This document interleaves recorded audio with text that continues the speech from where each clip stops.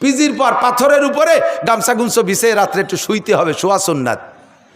এই জায়গা একটু গড়াগড়ি কইরা আবার ফজরে আজান দিলি, ওখান থেকে ফজরের নামাজ পড়িয়ে তারপরে শয়তান মারার দিক জামরায় যাইতে হবে 6 কিলোমিটার হাঁটিয়ে। এই 6 কিলোমিটার হাঁটে যাওয়ার পরে শয়তানরে মাইরে টাইরে আবার মক্কা 4 কিলোমিটার সুড়ঙ্গ রাস্তা দিয়ে হেঁটে যাইয়া আবার সেখানে আপনি পায়ে হেঁটে যাইতে যেতে গাড়িওয়ালারা আগে চলে যায়, উন্ডা যে কাবাগারের মাতাব যেটা যে এর মধ্যে দিয়ে নিচে জায়গায় দিয়ে ঘোরে, ওই জায়গা ব্লক হয়ে যায়, আপনি যে ভিতরে জায়গা পাবেন না। আপনার ঘুরতে হবে মসজিদের মধ্যে দিয়ে, আর মসজিদের ভিতরে একটা গুল্লি দিয়ে এই জায়গায় আসতে 1 কিলোমিটার, এই জায়গায় শেষে যায় 7 কিলোমিটার। এরপরে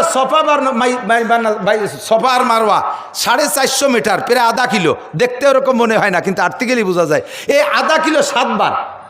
এ করার পরে যত বড় শক্তিশালী মানুষ হোক না কেন, তার শরীরে আর কোনো তেজ থাকে না, ও না সে গোড়ই পড়ে। এই ক্লান্ত হইয়া যদি কয় আল্লাহ এই বাংলাদেশেতে আইসিয়া এই বুড়োকালে আইসিয়া এত কষ্ট করে হজ করছি, আমি কিন্তু আসরের হজ করতে পারবো না। আল্লাহ কাজ সুরা তোমার এই হতে আসতে কইছে কিনা? তা হজ ফরজ, এ যত কষ্ট হোক আদায় করতে করতে কি নামাজ ছাড়িয়ে দেওয়ার অনুমতি আছে? রোজা ফরজ, আদায় করতে করতে কষ্ট হলে কি নামাজ ছাড়ার অনুমতি আছে? যাকাত ফরজ, আদায় করতে করতে কষ্ট হলে কি নামাজ ছাড়ার অনুমতি আছে? এমন একটা ইবাদত আছে যেই ইবাদতটা করতে যাইয়া নামাজে ছেড়ে দেওয়ার অনুমতি আছে। সেটা কি? আল্লাহর নবী খন্দকের যুদ্ধে খন্দক খনন করতেছে, খাল খন্দক খনন করে শেষ করতে পারে নাই, গোয়েন্দা মুসাদ এসে খবর দিছে হুজুর চলে আইছেন প্রায় কাফের, তাড়াতাড়ি খুঁজে সারেন। হুজুর কয় জোহরের রক্ত এসে গেছে, থাক নামাজ, আগে খন্দক খনন করো। খুঁজতে খুঁজতে আসর খনন করা শেষ হয় নাই, থাক আসরের নামাজ, আগে খন্দক খোঁজো, আগে জিহাদ। এসে গেছে মাগরিব, খন্দক খনন শেষ হয় নাই, সৈন্য এসে যাচ্ছে, থাক মাগরিব, আগে যুদ্ধের বাংকার খোঁজো। চলে আসছে ঈশা, ঈশার রক্ত রাত 12টা 1টা 2টা 3টে পর্যন্ত, এ পর্যন্ত খনন কয় যে না খনন শেষ হয় নাই, থাক ঈশা, পরে এক সময় পড়িয়ে নেওয়া যাবে, আগে খন্দক খনন করো। তাহলে আমি কি বুঝাইতে চাইছি? এ দোস্ত, নামাজ ফরজ, এই ফরজ আদায় করতে অন্য কোনো ফরজ যত কষ্ট হোক সেই ফরজের কারণে নামাজ ছেড়ে দেওয়া জায়েজ নাই। আর জিহাদ ফরজ, এই ফরজটা আদায় করতে যাইয়া নামাজের মতো ইবাদত, রসুলের মতো ব্যক্তি, সাহাবায়ে কিরামদের মতো মুসল্লি 4টে ওয়াক্ত কাজা করেছেন, 4টে ওয়াক্ত কাজা করেছেন। তাহলে বোঝা যায় নামাজ ইম্পর্টেন্ট, জিহাদ জায়গা বিশেষ ভেরি ভেরি ইম্পর্টেন্ট।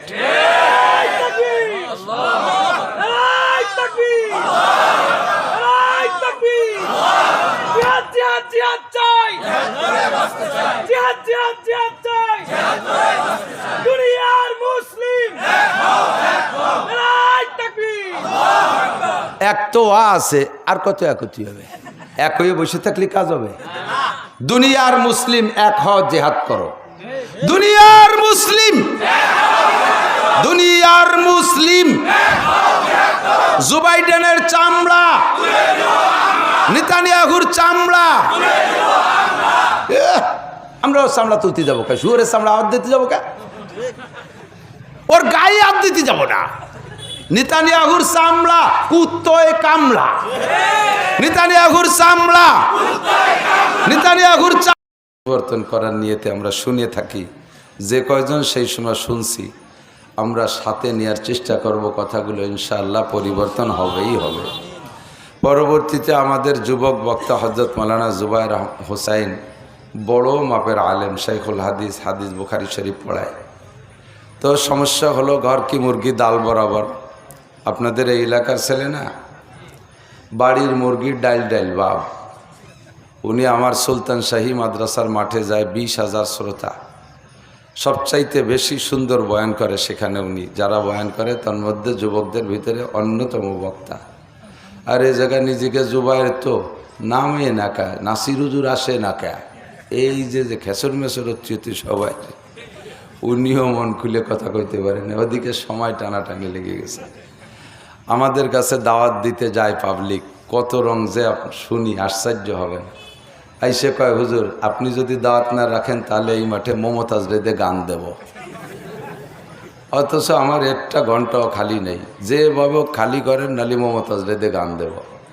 আরে মমতাজ ঠেয়াতি হলি তো আমার জাতি হবে একটু, তাই জাগা বা জাগা স্বাস্থ্যের সাথে পারি না, সময়ের সাথে পারি না, একটু ছোঁয়া দেয়া লাগে। আপনি না আনলি অমক ভণ্ডরে আনবো, এ বাউল বক্তা আনবো, ইত্যাদি ইত্যাদি ভয় দেয়।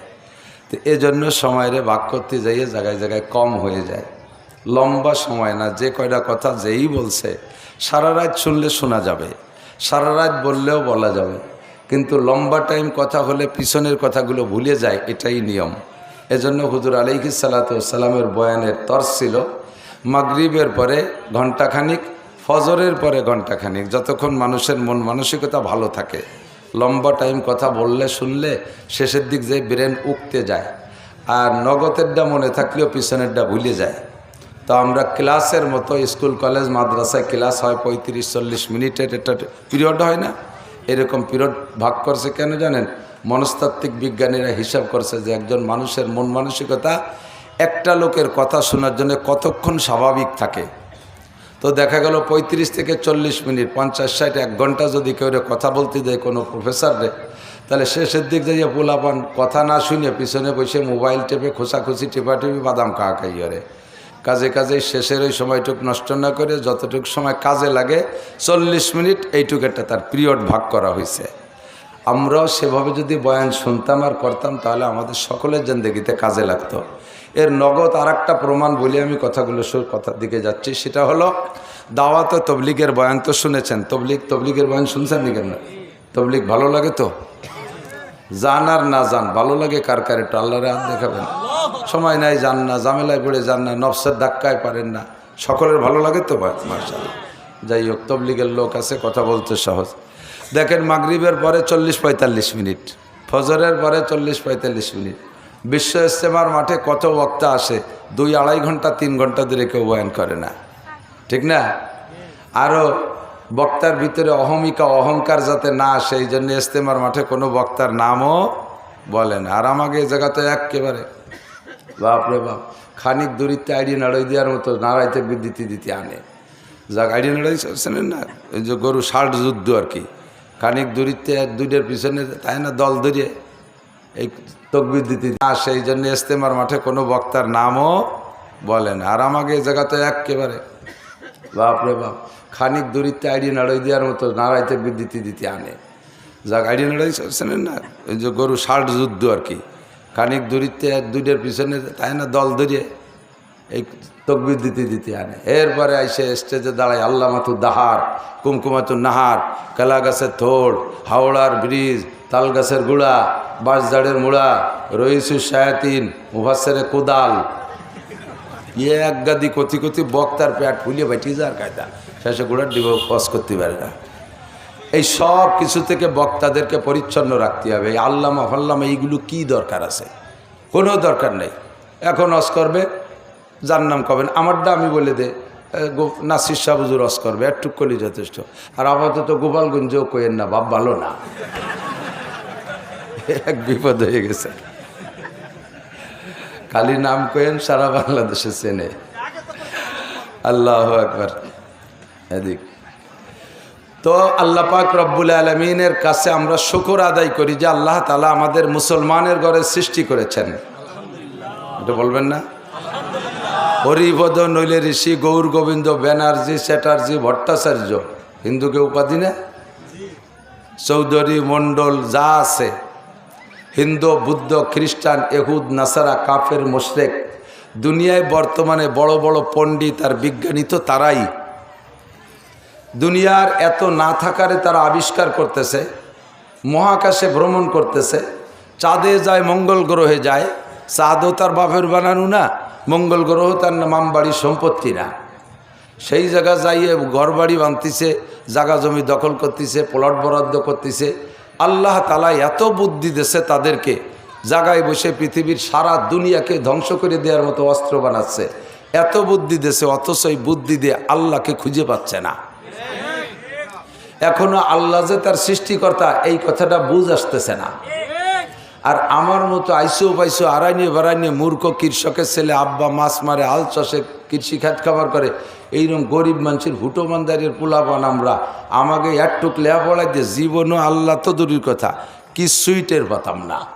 আল্লাহ সৃষ্টিগতভাবে আব্দুল খালেক, আব্দুল মালেক, জরিনে, সকিনা, রহিমা, আয়েশা, মারিয়াম, ফাতেমা, খাদিজার ঘরে জন্ম দিয়েছে বিদায় জন্মের পরপরই আব্বা ডান কানে আজান আর বাম কানে ইকামত দিয়ে আল্লাহ আল্লাহ রসুলের সাথে পরিচয় করায় দিয়েছে। এজন্য শুকর আদায় করি আলহামদুলিল্লাহ। তাই তো আমরা সহজে মুসলমান, নাকি বলেন? শিক্ষা দীক্ষা যোগ্যতা দিয়ে যদি আল্লাহরে খুঁজে বের করতে হতো কোনো মতেও সম্ভব হতো না। আপনারা পারলেও আমি পারতাম না। আমি যে বাদামিয়া কোনো মতো আমার দ্বারা সম্ভব হতো না। আল্লাহ হাতে ধরিয়ে আমারে বাঁচাইছে, বলি আলহামদুলিল্লাহ। এবার বাঁচানোর পরে মুসলমানের ঘরে সৃষ্টি করার পরে মুসলমানের ঘরে জন্ম নেওয়ার তৌফিক দেওয়ার পরে আবার আমি যাতে পথভ্রষ্ট হইয়া না যাই, কাফের মুশরিক ইহুদ নাসারাদের ধান্দায় পড়িয়ে আমার এই নুরানি সম্পদ ইমানকে আমি যাতে হারাই না ফেলি, এজন্য আল্লাহ তাআলা আমার পাহারাদারির জন্য, গাইডলাইনের জন্য শ্রেষ্ঠ নবী বিশ্বনবী মুহাম্মদুর রাসূলুল্লাহ সাল্লাল্লাহু আলাইহি ওয়াসাল্লামকে আল্লাহ তাআলা আমার রাহবার, আমার উস্তাদ, আমার মওলা হিসেবে সৃষ্টি করেছে, বলি আলহামদুলিল্লাহ। মওলার মানে গার্জিয়ান, আল্লাহ মওলা, আল্লাহ মওলায় খালেক, আল্লাহ সৃষ্টিকর্তা মওলা। আমরা দুরূদ শরীফের ভিতরে কই আল্লাহুম্মা সাল্লি আলা সাইয়্যিদিনা মাওলানা মুহাম্মদ। মুহাম্মদ সাল্লাল্লাহু আলাইহি ওয়াসাল্লাম আমাদের মওলা, মওলা মানে গার্জিয়ান, অভিভাবক। তো এমন সুন্দর অভিভাবক আমাদেরকে দিয়েছেন যার তুলনায় অভিভাবক আর নবী জগতে আসে নাই আর আসবেও না। এজন্য আমরা শুকর আদায় করি আলহামদুলিল্লাহ। পাশাপাশি 104খানা আসমানি কিতাব আল্লাহ তাআলা মানব জাতির হিদায়াতের জন্য দিয়েছে। এটা হলো আসমানি।